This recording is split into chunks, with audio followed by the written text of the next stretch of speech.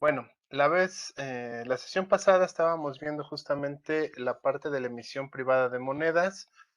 Les mencionaba que, bueno, pues esto no es realmente algo nuevo. A final de cuentas, las personas necesitan llevar a cabo actividades económicas, sobre todo aquellas primordiales como el comercio y compra-venta de productos e incluso de servicios, ¿no? También les mencionaba que, bueno, hay veces que la misma política monetaria de la autoridad, llámese, por ejemplo, un banco central, pues va evitando que el dinero de alto poder, llegue a manos de las personas. Por lo tanto, las personas o las comunidades, en este caso, tienen que ver la forma en la cual pues poder llevar a cabo sus actividades, ¿no? Una forma por las cuales ocurre esta emisión privada de monedas, retomando el tema, es con respecto a lo que se conoce como economía de proximidad, y la intención de esta economía de proximidad, bueno, consiste justamente en fomentar las actividades productivas y comerciales pues de los negocios que se encuentran ahí dentro de una localidad, ¿no? Por lo general, esto no es único de países en vías de desarrollo, sino, bueno, también tenemos casos como Brixton, donde la propia localidad se dio cuenta que era más benéfico para ellos tener un tipo de economía de esta forma, ¿no? Crearon entonces lo que se conoce como el Brixton, una moneda o un billete, en este caso, de circulación local, el cual fue a final de cuentas aceptado por el propio Banco de Inglaterra y funciona. La condición es que funcione únicamente dentro de esta localidad, ¿no? En Estados Unidos también se han dado casos, sobre todo en Nueva York. Hubo un caso de una moneda llamada Ítaca y era una forma de pago a ciertos trabajadores en esa región. Una situación a lo mejor un poco más grande sería el TEM de Grecia, que dadas su situación de crisis financiera en la cual se vio pues hace algunos años, y dadas las negativas del propio Banco Central Europeo de ofrecerles más créditos y rescates, incluso como país, pues Grecia tuvo que crear una moneda alternativa al propio euro para poder llevar a cabo el funcionamiento de su economía. Y por último, y no quiere decir que sea el último ejemplo, pero de los que vamos a revisar, teníamos el Tumin en México, que surge en la Sierra Veracruzana como una forma de evitar el trueque, que ya estaba recuperándose esa forma de comercializar en la Sierra Veracruzana. Y bueno, pues se crea el Tumin como una respuesta buscando un comercio más justo en la región. Les mencionaba también que el Tumin, bueno, pues ha tenido gran aceptación e incluso ha logrado salir de esa zona veracruzana, ha llegado, pues ya digamos, a lo que es el sureste mexicano, y existen casos documentados de la utilización de esta moneda en regiones de Centroamérica como Costa Rica. Ok, otra forma por la cual también se pueden emitir monedas de forma privada es con lo que se conoce para fines específicos o recompensas al usuario. Cada día es más común el uso de este tipo de monedas, y bueno, aquí tenemos algunos ejemplos. Del lado izquierdo, en la parte inferior del lado izquierdo, vemos unos cartoncillos de Japón, conocidos como los Furiai Kipu. Estos cartoncillos surgen dada la situación actual de la población de ancianos en Japón, la cual es una población pues cada vez más grande. La realidad es que en Japón, dadas las condiciones de trabajo y de escuela que existen, pues por lo general aquellas personas que están en edad productiva o bien en edad de ir a la escuela, por lo general se acercan hacia las grandes ciudades, mientras que los ancianos que ya se han jubilado, se han retirado, pues se van quedando en zonas rurales prácticamente solos, ¿no? Entonces, como un tipo de asistencia social, digámosle, se crea este tipo de monedas en la cual eh, aquellos ancianos que todavía tienen la capacidad de realizar algún tipo de tarea, por ejemplo, no sé, a lo mejor recoger basura de los jardines o pintar las banquetas, algún tipo de actividad de ayuda pues a la comunidad, reciben este tipo de pagos o pagos a través de esta moneda. ¿Cuál es la característica de esta moneda? Que con esta moneda ellos pueden comprar compañía. ¿A qué se refiere con la compra de compañía? Bueno, pues pueden solicitarle a personas que estén, por ejemplo, desempleadas o que ya se están dedicando a esto como negocio, pues servicios como enfermería para ayudarlos a realizar ciertas labores de su casa, o bien simplemente por el hecho de tener una persona con la cual compartir el tiempo, pues mientras están ellos solos, ¿no? Porque prácticamente sus familiares no pueden estar o no quieren estar con ellos. Entonces, esto empezó de una manera muy local. Hoy en día el Furiai Kipu ya tiene mayor aceptación, incluso ya se han creado empresas que ofrecen ya un servicio más profesionalizado de acompañantes de este tipo y bueno, pues ya las personas, incluso ya por internet o por aplicaciones en sus teléfonos celulares, pueden estar solicitando estos servicios para que ya la empresa les mande una persona más profesional a, a hacer estas labores de acompañamiento y por ejemplo, de situaciones de enfermería. Incluso también los propios familiares, bueno, pues ya muchos de ellos han optado por estar cambiando sus yenes hacia este tipo de moneda con la intención de pues, pagar este servicio o acercarles este servicio a sus familiares de edad avanzada. Otro caso que también tenemos en la cuestión de monedas privadas con un fin específico o más bien ya como una recompensa al usuario es las que vemos del lado derecho, esas monedas verdes hechas de plástico, prácticamente están hechas de PET y se conoce como las Wasted Lab Coins, son de Holanda. ¿Cuál es la característica de esto? Bueno, pues la función es incentivar a los usuarios a el reciclaje.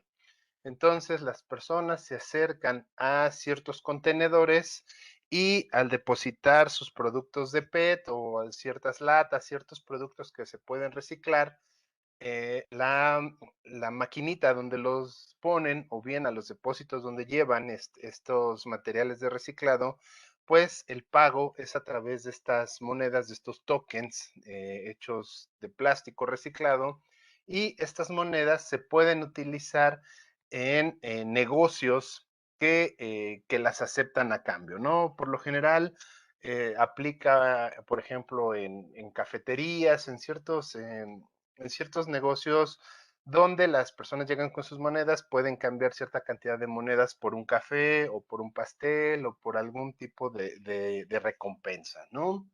Y en el último caso, que no tenemos un ejemplo gráfico, pero existe la aplicación en Estados Unidos, se llaman los Walking Dollars.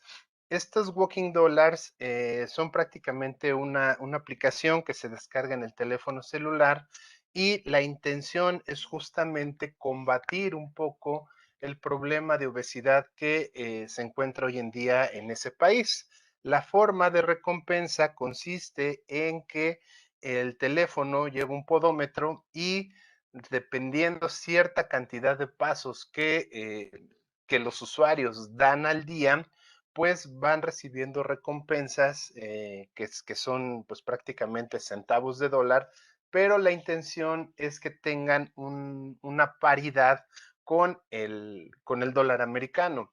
Y al igual que en el caso de los Wasted Lab, pues ya cuando se logra juntar una cierta cantidad de dinero, pues esta recompensa se puede cambiar en algún establecimiento que esté dentro de este programa de apoyo, ¿no?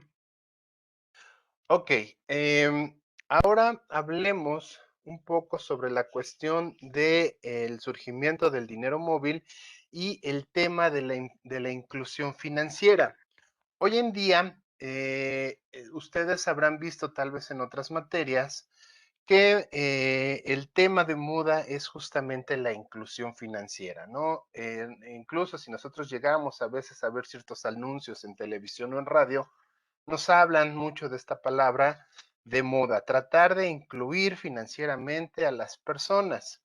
Ok, eh, ¿cuál es la razón? Digo, sin entrar mucho a detalle de la inclusión financiera, pues teóricamente se dice que en aquellos países donde las personas cuentan con sistemas financieros profundos y amplios, donde las personas pueden tener depósitos, estar invirtiendo, etcétera, etcétera, son países más ricos que aquellos países donde no existe una gran diversidad de entidades financieras y de productos financieros.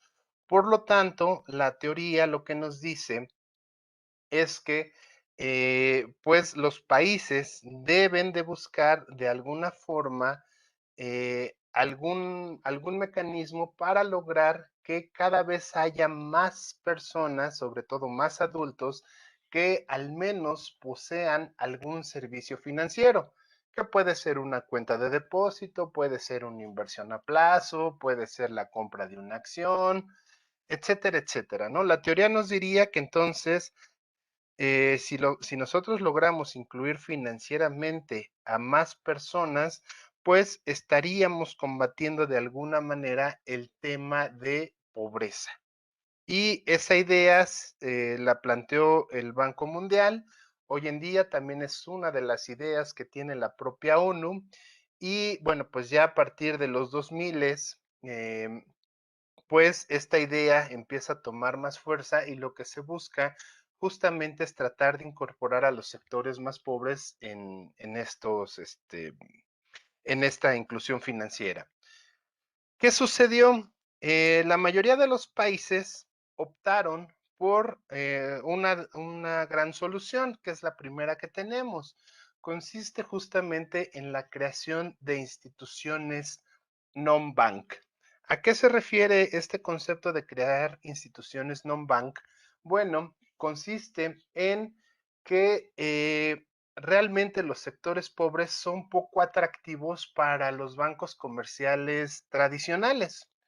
Y esa es la razón por la cual, por ejemplo, sin ir tan lejos, en el caso de México, hay poblaciones donde no existe ni siquiera un banco o a lo mucho hay solamente un banco establecido para toda la población, una sucursal nada más, pues. Y pues porque resulta poco atractivo. Lo que se buscó es entonces tratar de que se pudieran crear instituciones financieras que no estuvieran sujetas a todas las regulaciones de los bancos comerciales y pudieran de forma local generar ciertos instrumentos financieros que permitieran incorporar a las personas dentro de este sistema. ¿Con qué idea? Bueno, pues con la idea de otorgar microcréditos, que muchas veces es lo que se necesita dentro de las comunidades rurales, ¿no? O sea, por ejemplo, a lo mejor para un banco grande no es muy conveniente dar un crédito de 5,000 pesos a una persona, pero ya en una institución más pequeña después a lo mejor sí estarían dispuestos a dar créditos incluso hasta de 500 pesos, como llega a haber hoy en día en algunas instituciones. En el caso de México, además, después de haber firmado el Tratado de Libre Comercio, el famoso Telecán, que ahora ya cambió su nombre a Temec, uno de los acuerdos que obviamente se firmaron era la creación de este tipo de instituciones non-bank. En México, al principio se llamaron SOFOLES, que eran sociedades financieras de objeto limitado, o sea, solamente se iban a dedicar a dar cierto tipo de servicios financieros y por lo general lo que se buscaba es que estuvieran nada más dentro de una comunidad. Algunas sofoles, pues lo que hicieron era realmente tratar de atraer los depósitos, pequeños depósitos, crear microcuentas de los pobladores de esa región y a partir de los depósitos que se recibían poder dar microcréditos, digamos que la concepción original de los bancos, ¿no? Y otras sofoles se empezaron a enfocar un poco más hacia la cuestión de la recepción de remesas por parte de, sobre todo de aquellas remesas que vienen de Estados Unidos y hacer las conversiones a pesos o bien en algunos casos incluso se llegó a permitir en su momento poderles ofrecer cuentas de depósitos en dólares a pues a los pobladores de esa región. Pero la intención obviamente fue hacerlo de forma muy local y enfocado en un nicho de bajos recursos. Posteriormente, bueno, las SOFOLES se han ido transformando y hoy en día se han transformado ya en SOFOMES, que serían sociedades financieras de objeto múltiple. Ahora ya las SOFOMES ya son un poco más elaboradas, ¿no? Ya llegan a ofrecer más, más servicios, más inversiones o instrumentos de inversión ya más sofisticados. Esa fue la forma por la cual la mayoría de los países decidió irse. Sin embargo, hubo por ahí un país africano, Kenia en específico, que ellos decidieron tomar un camino distinto.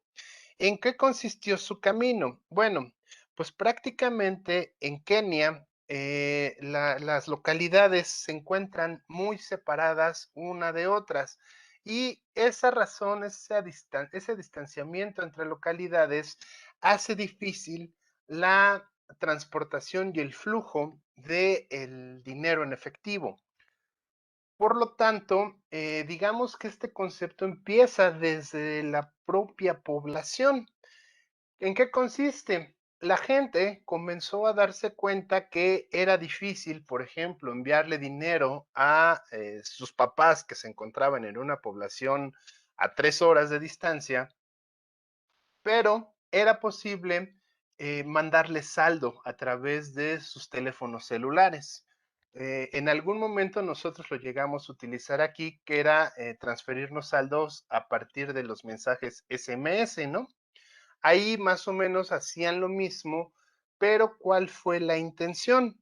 Que esa transferencia de saldos lograron hacer un acuerdo con los propios comerciantes de las regiones y los comerciantes empezaron a aceptar esos excesos de saldo que recibían a cambio de mercancías. ¿Por qué? Porque ya después el saldo podían vendérselo a alguna otra persona que lo necesitara.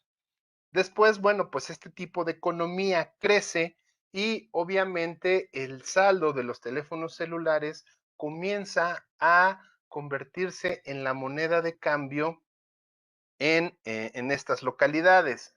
¿Qué sucedió? Que bueno, pues la propia compañía de telefonía celular se dio cuenta de esta situación. Esta compañía es Safari y Safari se da cuenta que existe esta forma de trabajo y de intercambio, ¿no? De monedas. A ver, permítanme un momento, por favor.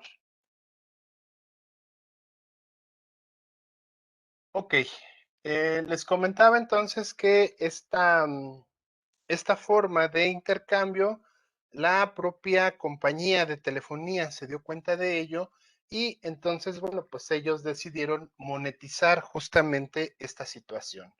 ¿Qué sucede? Que entonces, bueno, pues ya el sistema se comienza a hacer ya un sistema más formal y digamos que ahora a partir de eso se crea el sistema conocido como sistema M-Pesa o M-Pesa.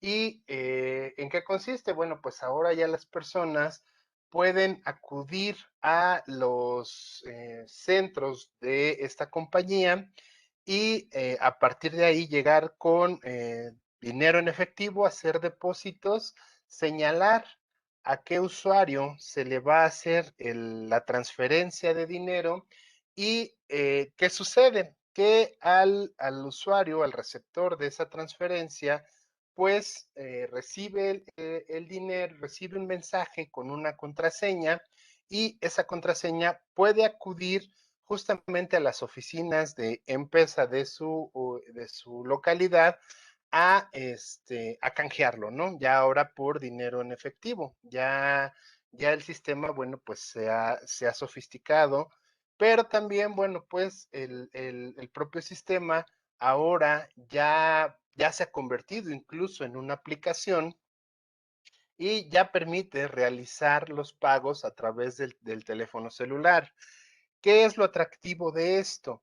Que la compañía Safari, pues, sabe que hay usuarios que bien pueden poseer un smartphone y pueden bajar una aplicación y pueden realizar los pagos, pero sigue habiendo usuarios que poseen teléfonos celulares pues ya bastante eh, obsoletos, ¿no? Entonces, hoy en día sigue funcionando también el sistema de SMS, que es, digamos, es el sistema más básico de transferencia de mensajes de texto, y con esos mensajes, bueno, pues también se pueden hacer cobros en las oficinas de Safari, o bien se puede intercambiar el saldo por algún tipo de producto en tiendas de conveniencia, etcétera, etcétera. Eh, ¿Alguna duda con estas dos implementaciones? ¿No? No, de Bueno, momento no, profe. vamos a ver qué resultados hubo. En, ok, en el primer caso, en el caso de las non-bank, pues lo que se obtuvo hasta 2008 es un microfinanciamiento de 100 millones de créditos a los clientes alrededor del mundo, ¿no? O sea, hubo 100 millones de clientes que pudieron recibir, gracias a esta nueva modalidad, créditos de alguna forma. Sin embargo, el sistema M-Pesa, que solamente se creó en Kenia, pues lo que logró fue duplicar la cantidad de personas financieramente incluidas en un lapso pues más corto, en tan solo 3 años, lograron duplicar la cantidad de personas financieramente incluidas y pasaron del 20% al 41% del total de los adultos keniatas. Esto nos muestra entonces que realmente fue más efectivo la segunda opción en comparación con el primero, ¿no? Con el sistema de microfinanciamiento, que es el que la mayoría de los países optaron. Eh, ¿Por qué razones fue más exitoso M-Pesa? Bueno, en primera, por la facilidad de realizar las transferencias de los recursos, pues realmente es muy sencillo mandar un mensaje de texto a otro teléfono celular y a partir de esos mensajes de texto, pues realmente es muy sencillo estar mandando saldo, ¿no? El número dos consiste en la cuestión de infraestructura, pues sabemos que prácticamente la infraestructura celular es mucho más barata y logra llegar a más personas. En comparación, por ejemplo, incluso contra la red, bueno, contra la infraestructura de la red bancaria que hoy se utiliza, por ejemplo, en los cajeros automáticos. Incluso si nosotros revisamos costos, pues es más barato hacer una transferencia de información a partir de la telefonía celular que a partir del uso de los cajeros automáticos. Realmente el uso de cajeros automáticos es un costo muy fuerte para los bancos. Por esa razón, hoy en día es que si ustedes acuden a un cajero que no es el de su banco, pues les cobran una comisión que a veces es bastante fuerte, ¿no? No sé ya en cuánto estén las comisiones, pero debe de ser entre 20 y 30 pesos, ¿no? Por movimiento. Mientras que mandar un mensaje, pues en muchos planes ya es gratuito, ¿no? Pero bueno, pues de todos modos cuando funcionaba, el costo de un mensaje era de 10 centavos de peso, ¿no? Entonces ahí vemos esa diferencia. ¿Y qué otra ventaja tiene el sistema M-Pesa? Pues que hoy en día podríamos decir que la mayoría de las personas poseen un teléfono celular en todo el mundo. Y además se sabe que el 80% de las conexiones nuevas que se están contratando hoy en día corresponde a consumidores de bajos recursos. Recordemos que estos sistemas lo que buscan es llegar justamente a personas de bajos recursos. La intención es incluirlos. Entonces, bueno, pues en este caso, en el sistema M-Pesa, lo que se hizo fue aprovechar algo que estaba ocurriendo, ¿no? Que todas las personas de alguna manera poseían un teléfono celular, indistintamente de la marca, indistintamente incluso del precio, ¿no?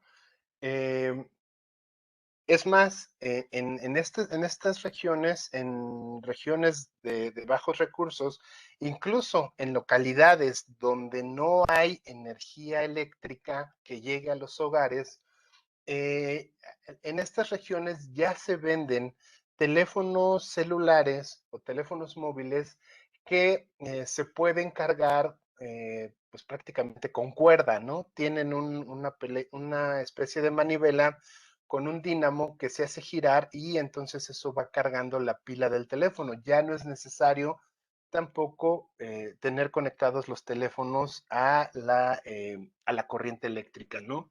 Por eso es más fácil y se logra llegar a más personas.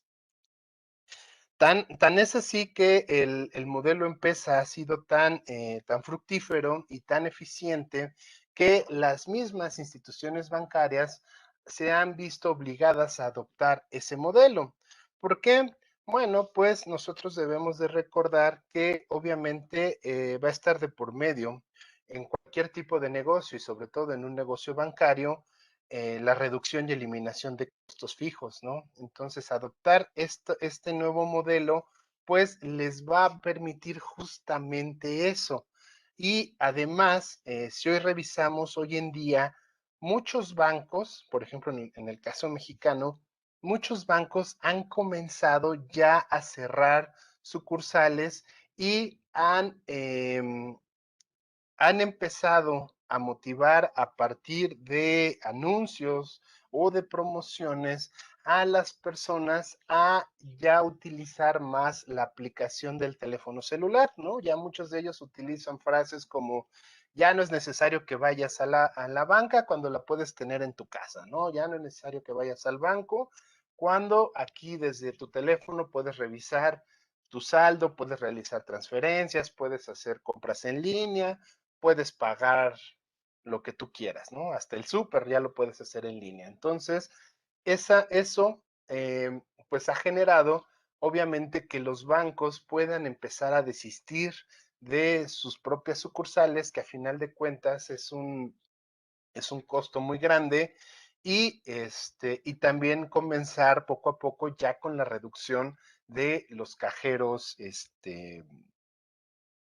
automáticos, ¿no? O si bien antes tenían sucursales más grandes, las sucursales cada vez se empiezan a hacer más pequeñas, obviamente con la intención de reducir el pago de las rentas.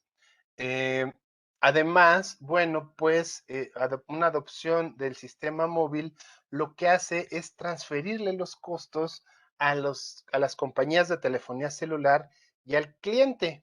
¿Por qué? Bueno, porque la infraestructura va a estar ahora montada sobre la propia red de la compañía de teléfono celular. Ya si tú a las personas las obligas a eh, utilizar una aplicación móvil, pues estás automáticamente reduciendo ese costo que tendrías que absorber o que tendrías que tener en el caso de tener un cajero automático, ¿no? Es el mantenimiento, tener el cajero con dinero, todas esas cosas, pues los empiezas a reducir. A lo mejor no lo eliminas, pero sí lo puedes empezar a minimizar. Y cualquier problema de infraestructura, bueno, pues le corresponde entonces ahora a la compañía de telefonía celular. Además, el cliente, bueno, pues el cliente también absorbe esos costos en el caso de los datos, ¿no? Si el cliente está en la calle y necesita hacer algún tipo de utilización de sus servicios financieros en la calle, pues tendrá que usar sus propios datos, su propio saldo, para poder llevar a cabo estos movimientos. Y el último, y no menos importante, pues es que existe una mayor penetración del mercado financiero a partir de la red celular si lo comparamos contra la red bancaria. ¿Qué quiere decir? Ahora es más fácil entonces que las instituciones bancarias lleguen a más personas a partir de una aplicación, a partir de incluso anuncios en redes sociales, que de la manera tradicional como se venía haciendo ahora, ¿no? Que sería a partir de poner una sucursal o incluso a partir de la propia red bancaria. La red celular es muchísimo más grande que la red bancaria que existe hoy en día. ¿Hasta aquí alguna duda, algún comentario? Ah, no. Ok, avanzamos. Ah, profe. ¿Mandé? Ok, Ok. creo que no. Bueno, avancemos con el siguiente tema, que sería el caso de las criptomonedas y las altcoins o monedas alternativas. Hoy en día, las criptomonedas se consideran el medio de pago más moderno y sofisticado porque además se consideran como el medio de pago más seguro, ¿no? Dentro de todos los medios de pago que existen, la criptomoneda por su forma, por su naturaleza de encriptamiento de la información, es el medio de pago que puede considerarse más seguro, más difícil de falsificar y más difícil incluso de hackear. Más adelante que veamos la parte de blockchain, empezaremos a ver este punto. ¿Cuál es el auge o dónde ocurre toda esta creación de las criptomonedas?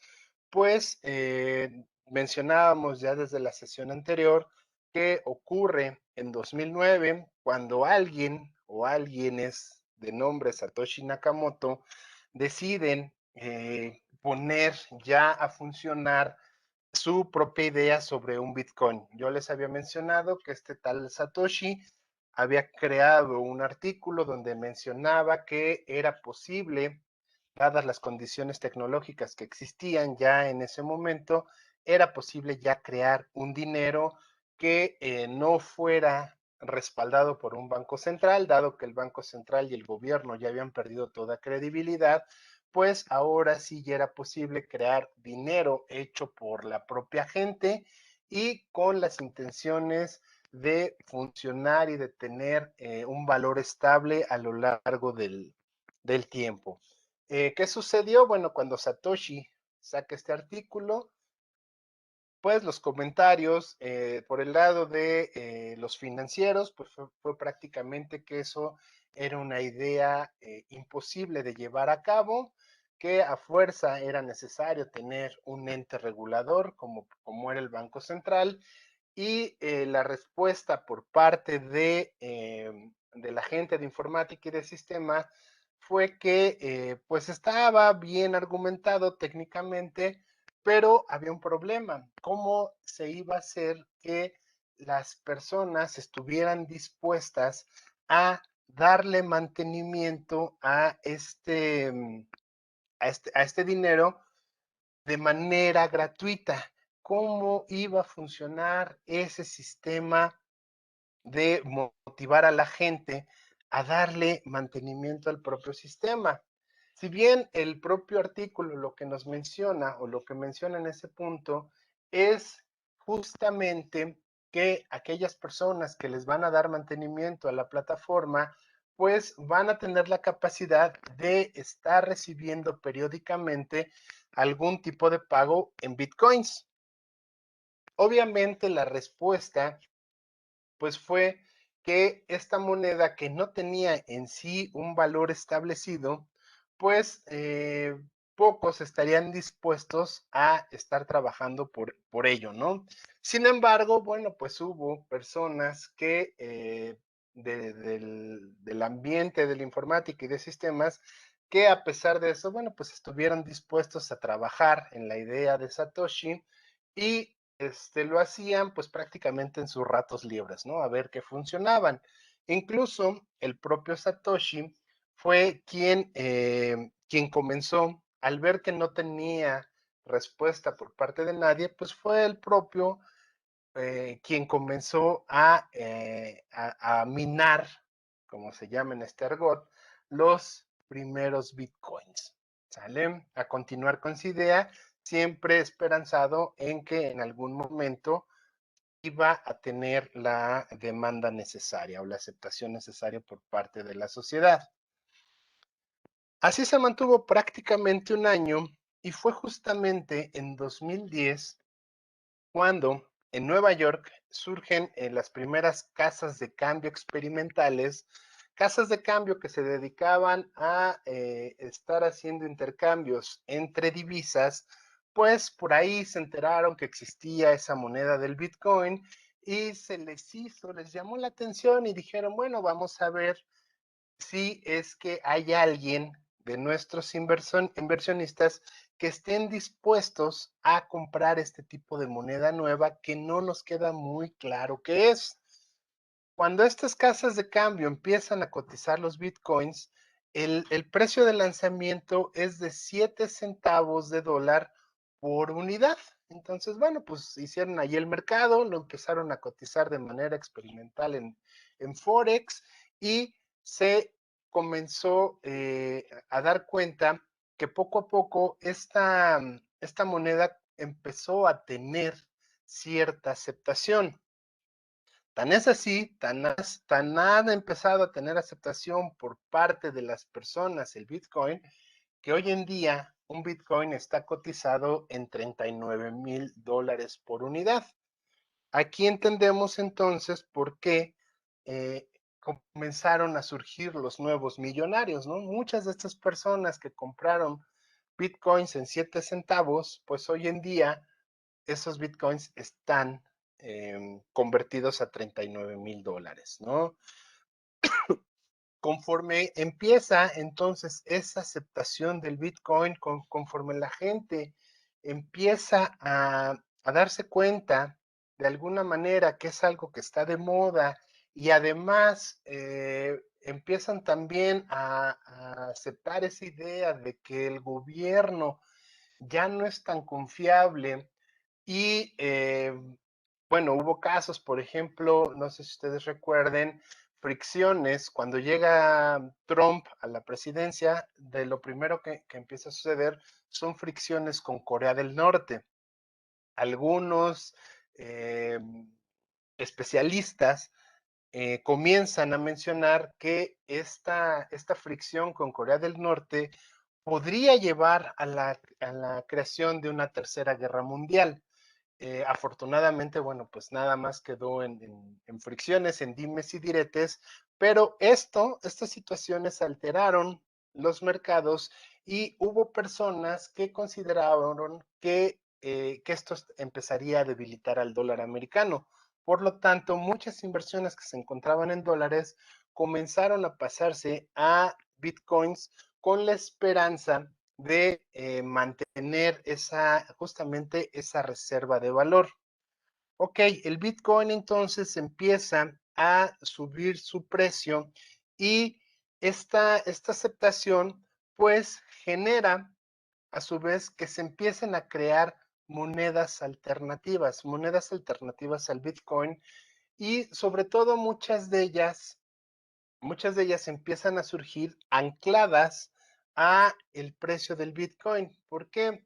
Porque, por ejemplo, si hoy en día nosotros tomáramos el Bitcoin como una moneda de referencia, realmente es muy caro como para tenerla en circulación. O sea, no podríamos estar nosotros manejando una unidad de Bitcoin para poderla mover dentro de una economía. A partir de eso, les menciono, surgen monedas con nominaciones más pequeñas, pero van a estar moviéndose y fluctuando de acuerdo a las variaciones que tenga el Bitcoin. Por ejemplo, hay monedas que su cotización hoy en día estaría en los 39 pesos que digan, los $39 con 16 centavos, ¿no?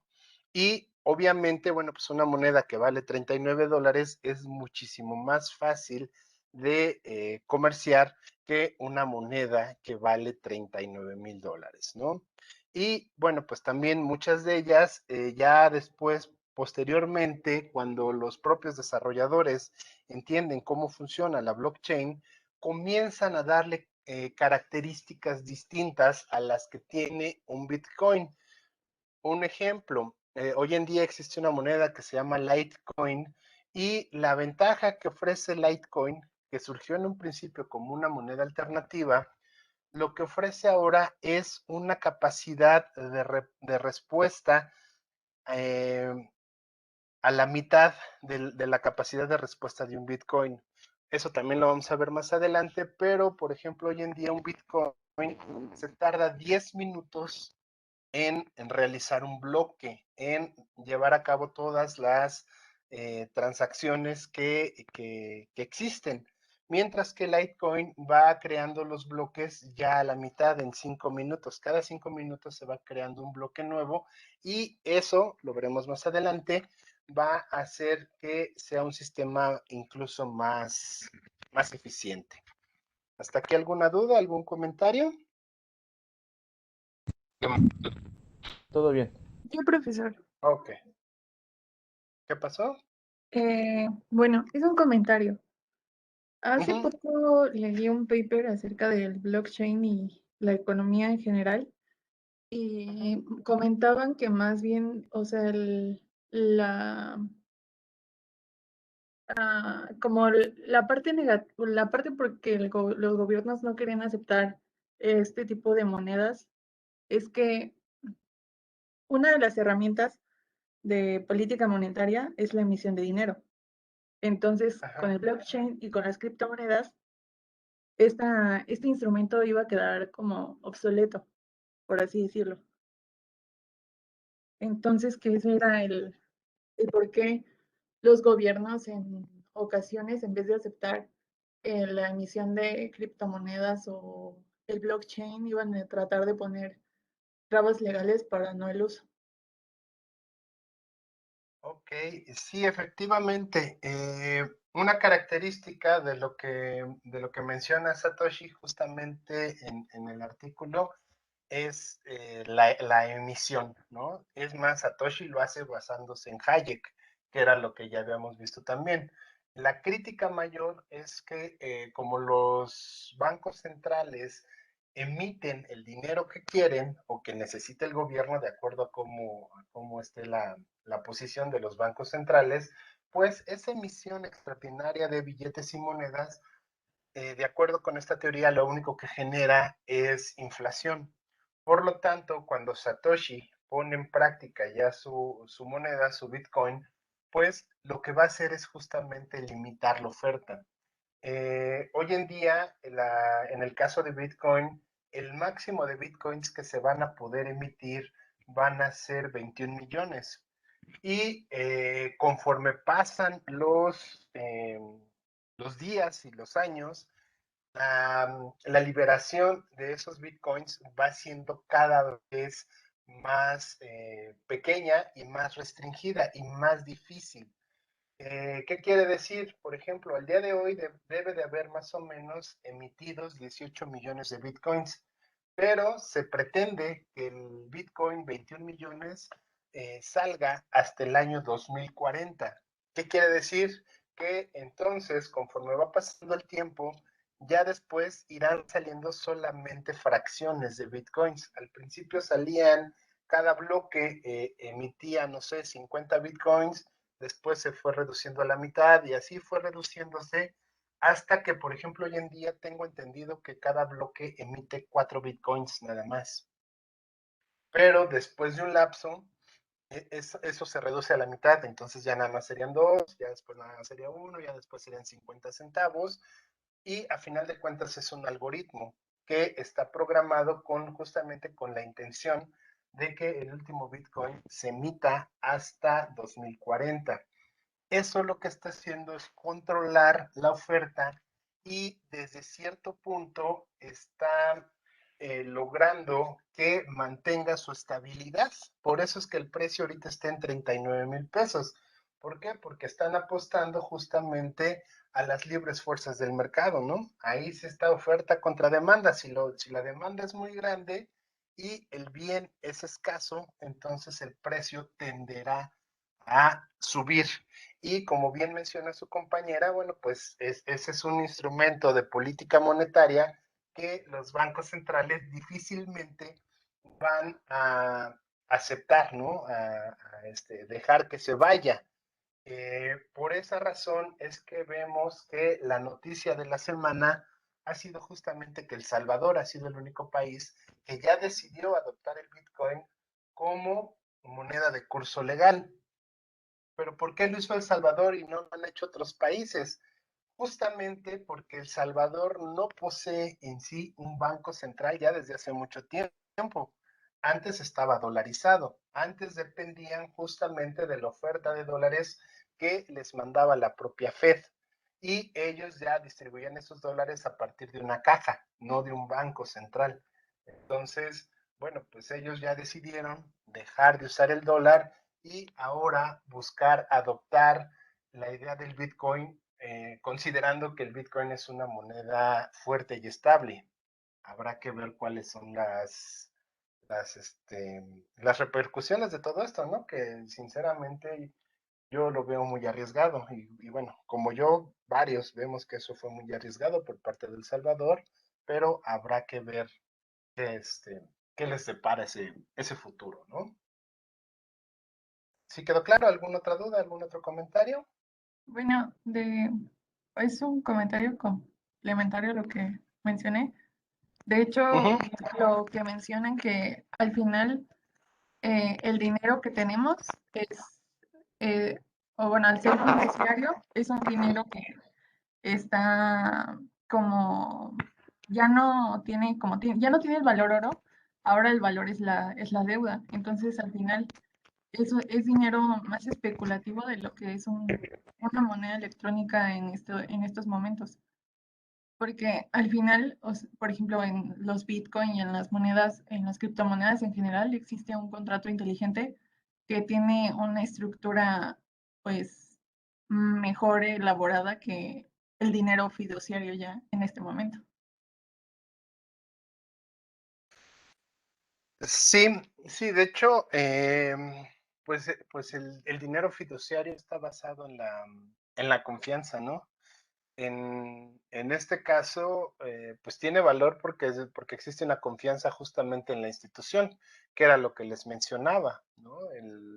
Los bancos centrales van a estar luchando por mantener la confianza y esa confianza va a generar que la gente decida aceptar su moneda. Si la gente no tiene confianza en la institución, pues entonces nadie va a querer el dinero, ¿no? Como ocurre en países como Zimbabue, como ocurre en países como Venezuela, ¿no? Donde ya la gente no confía en su institución y por lo tanto, bueno, pues nadie quiere ese, ese dinero. Pero, bueno, pues esos son los riesgos o los retos a los cuales los bancos centrales comienzan ahora a enfrentarse, ¿no? Y hay posiciones de ambos lados, ¿no? ¿Qué me conviene más? ¿El dinero fiduciario o empezar a aceptar estas criptomonedas, ¿no? Que también tienen su parte, su contraparte. Pero bueno, vamos entonces a avanzar si me lo permiten, o no sé si haya por ahí alguna otra duda, algún otro comentario. Ok, bueno, continuamos entonces. La, la pregunta de los $64,000 que todo mundo se hace. ¿Son dinero las criptomonedas? Bueno, hay una posición que nos dice que no deben de ser considerados como dinero. ¿Por qué? Los argumentos es que deben de considerarse las criptomonedas como commodities y dado que estos tienen una alta volatilidad, ¿no? Además, es cierto que estas criptomonedas hoy en día en los mercados, sobre todo en los mercados financieros, donde ya se llegan a cotizar, pues están retomando la misma idea de los tulipanes en Holanda. Me parece que sí vimos ese tema, ¿no? De los tulipanes, ¿o no? Recuérdenme nada Sí, más si sí lo vimos sí por lo ahí. habíamos visto. Sí, las crisis de los tulipanes. Ujú. Sí lo vimos, ¿no? Entonces, pues se dice que entonces está sucediendo lo mismo, la gente está comprando hoy relativamente barato con la intención de venderlo más caro más adelante, ¿no? Pero, pues al igual que en los tulipanes, algunos expertos consideran que llegará un momento donde el precio sea tan alto y tan insostenible que de repente reviente la burbuja y pues aquellos que se quedaron con las criptomonedas sean los perdedores, ¿no? Y otras personas justifican que no pueden ser considerados como dinero porque justamente no están respaldados por ninguna autoridad monetaria, ¿no? Es algo que se creó, es algo que a la gente le gusta de moda y pues ya, así deben de ser tomados.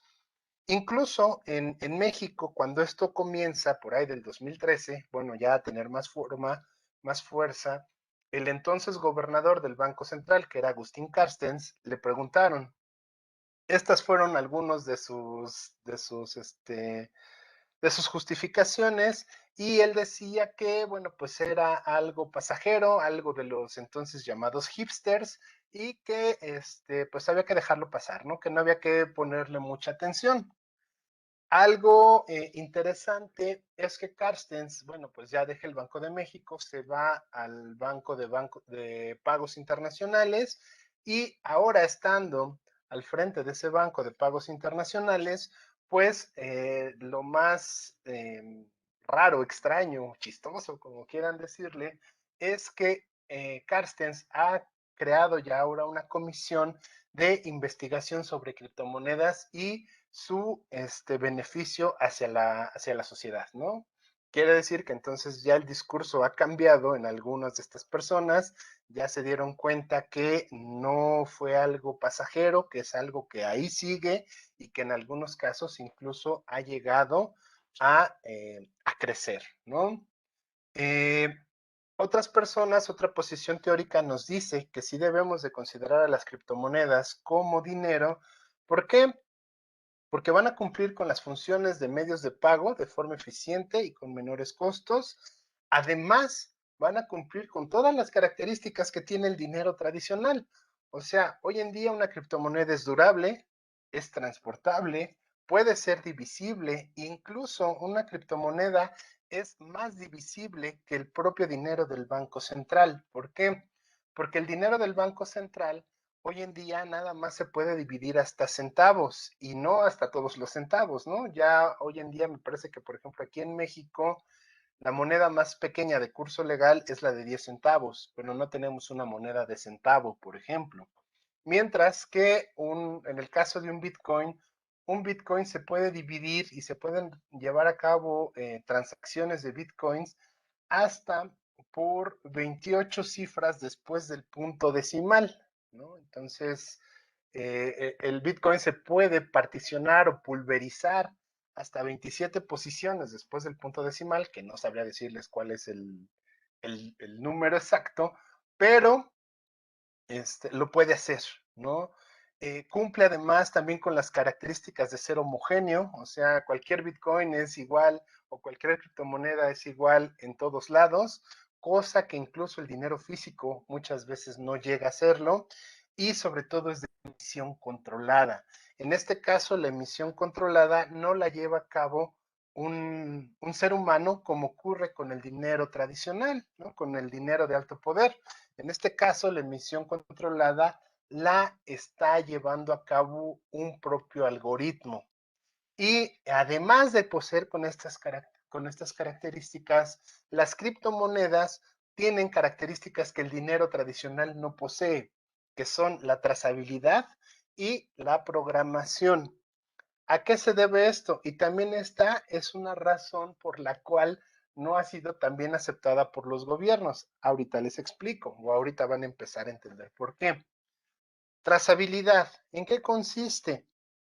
Hoy en día, todas y cada una de las transacciones que se han hecho de bitcoins, o sea, quiere decir que desde que surge un bitcoin y pasa al individuo A y el individuo A lo fracciona y con eso le pasa al individuo B y al individuo C tal cantidad y estos a su vez lo empiezan a mover, etcétera, etcétera, todos y cada uno de los bitcoins se encuentran registrados.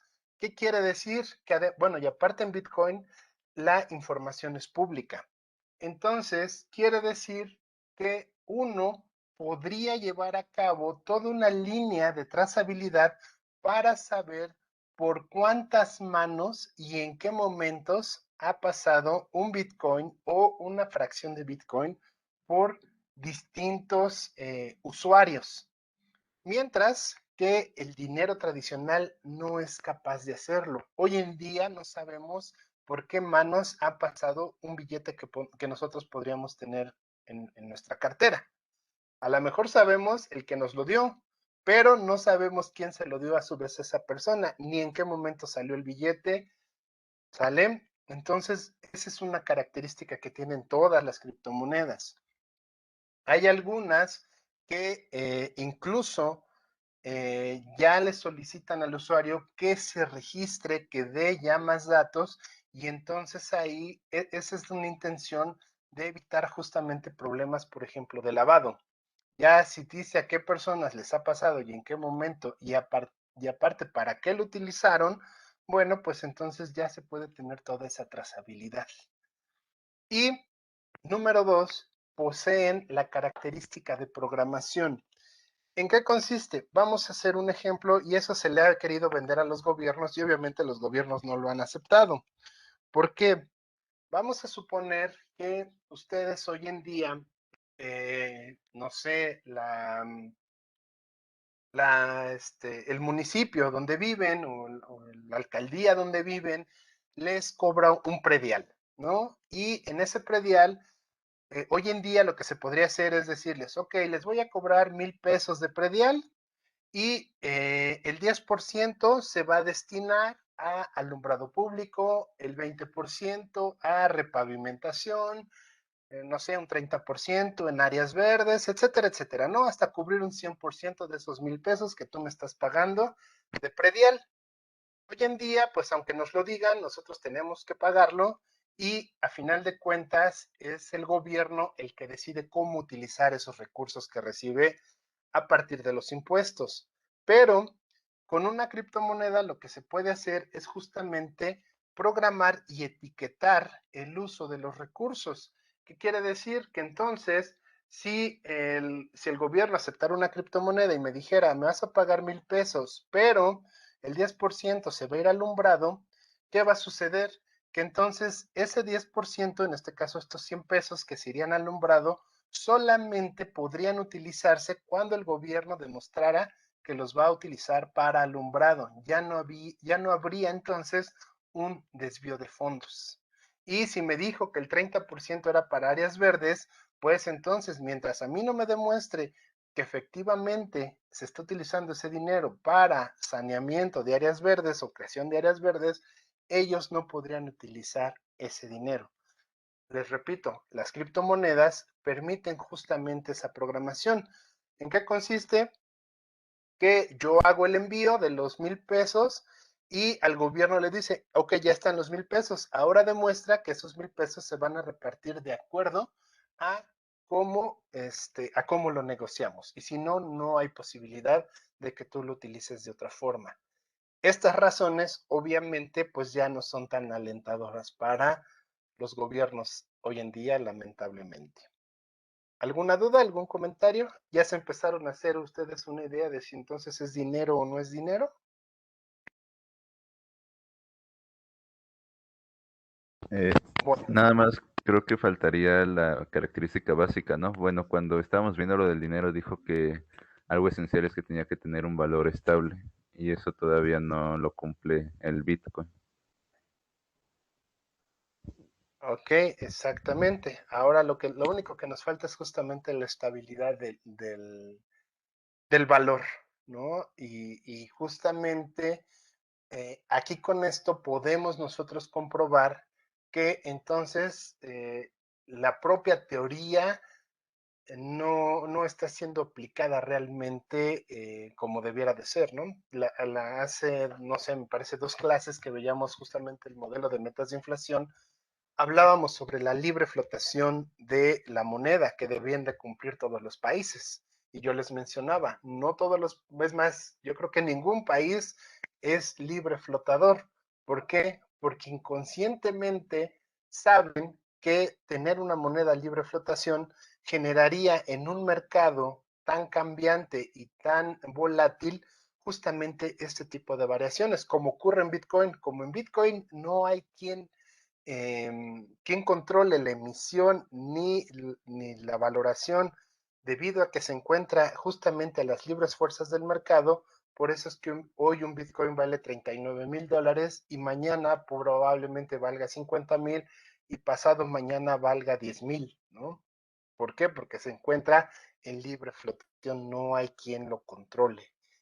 Y bueno, efectivamente, entonces esta falta de estabilidad pues a lo mejor nos llevaría a algunos a pensar si es considerado como dinero o como no.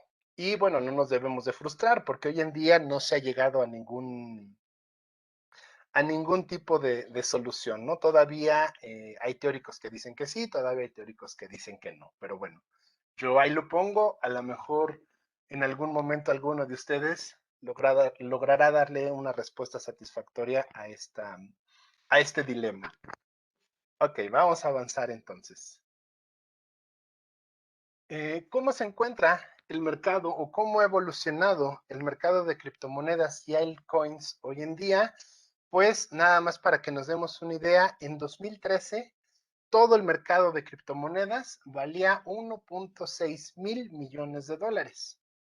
Al día de ayer que lo chequé, el mercado total de criptomonedas ahora vale 1.6 billones de dólares, entendiéndolo el billón como millón de millones. Quiere decir que entonces, de 2013 a la fecha, el mercado ha crecido 1,000 veces más, ¿sale?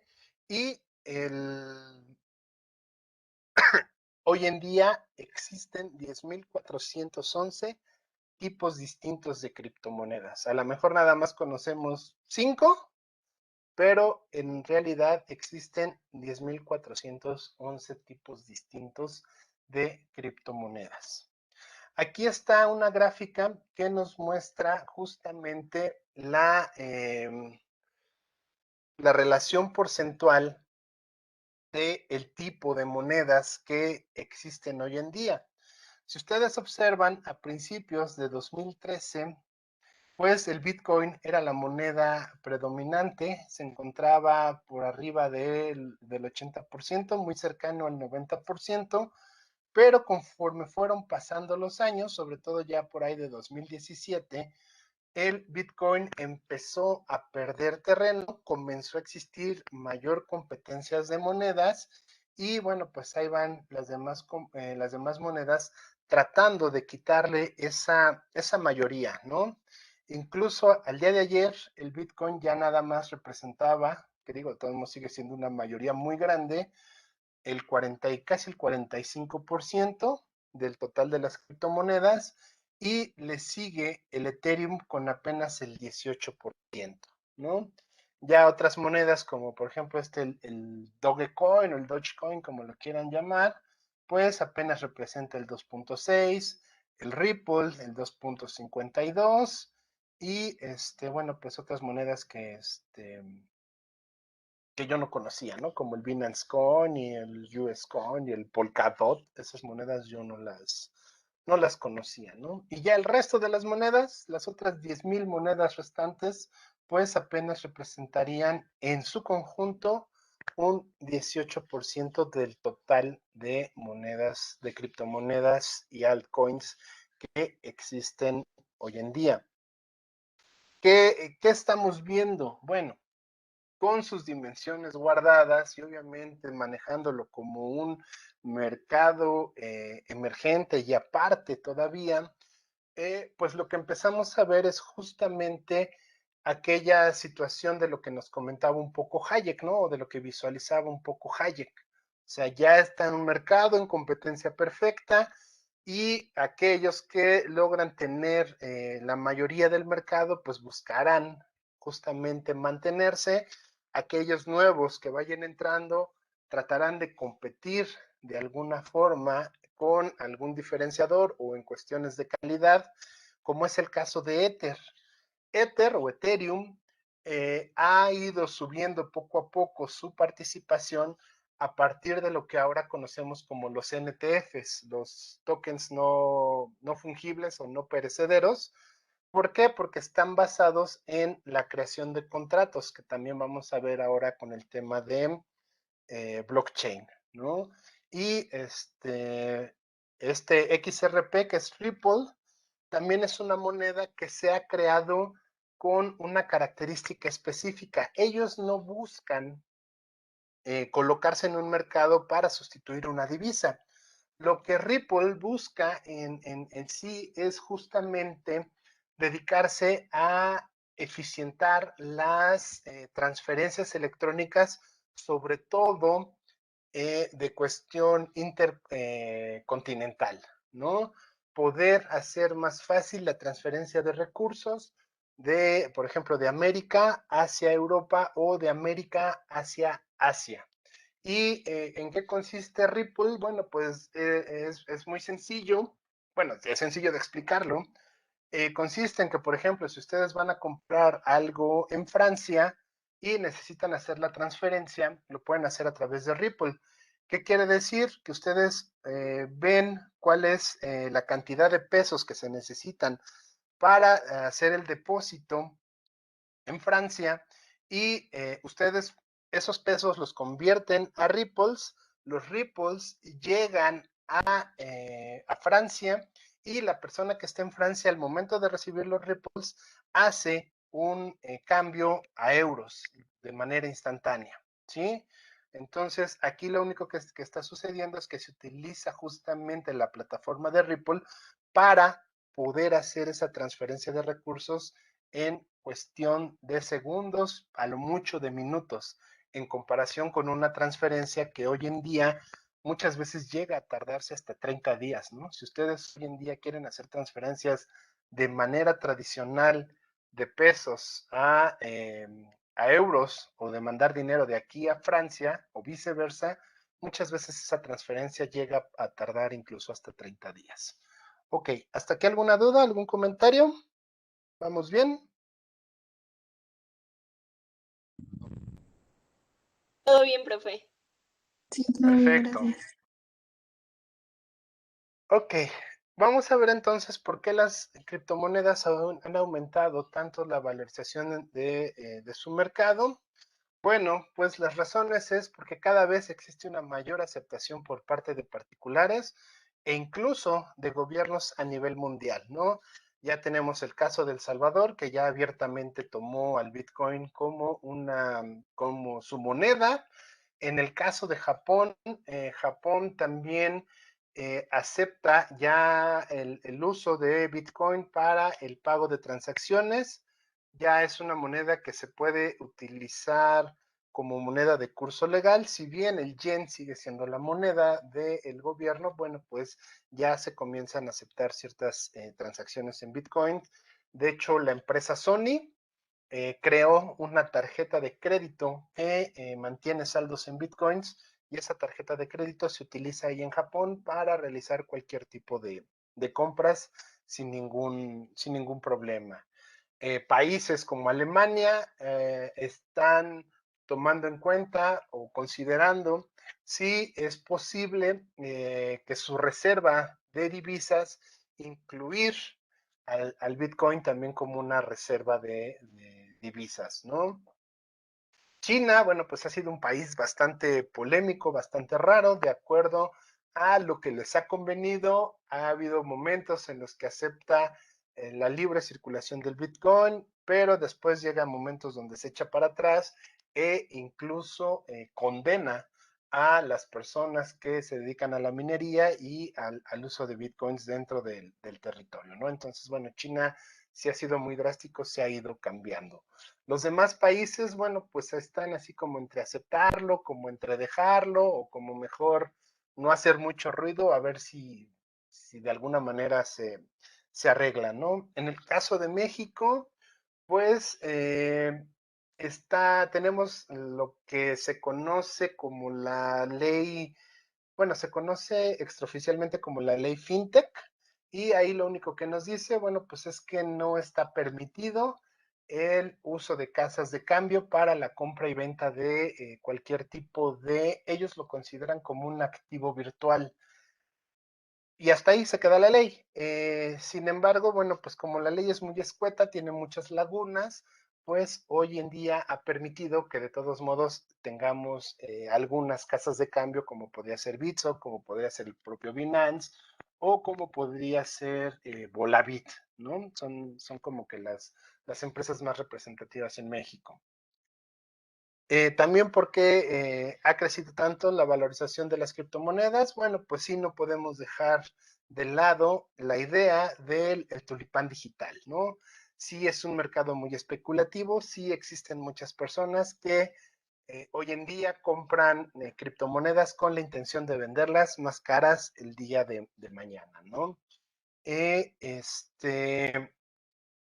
Otra razón, pues, por ejemplo, en Chicago, que es un mercado que se dedica sobre todo a la cuestión de los futuros, pues Chicago ya ofrece varios instrumentos, varios derivados, sobre todo de futuros, en el precio del Bitcoin, ¿no? Y ya cuando un mercado financiero ya abiertamente empieza a vender este tipo de futuros, pues indirectamente está llevando a la legitimización en este caso, de las criptomonedas y en específico del Bitcoin, ¿no? Y otra razón por la cual la gente compra criptomonedas es por el tema de seguridad, ¿no? Hoy en día estas criptomonedas son más seguras que el dinero tradicional. Hoy en día es prácticamente imposible poder falsificar cualquier tipo de criptomoneda en comparación, por ejemplo, con los billetes y monedas que circulan día con día del Banco Central. Y bueno, vamos a dejar aquí la reunión, y la próxima sesión vemos la situación de los sistemas informáticos y la blockchain como respuesta a estos problemas que tienen hoy en día los bancos. Bueno, en sí todo el sector financiero. Antes de finalizar, ¿alguna duda, algún comentario que tengan?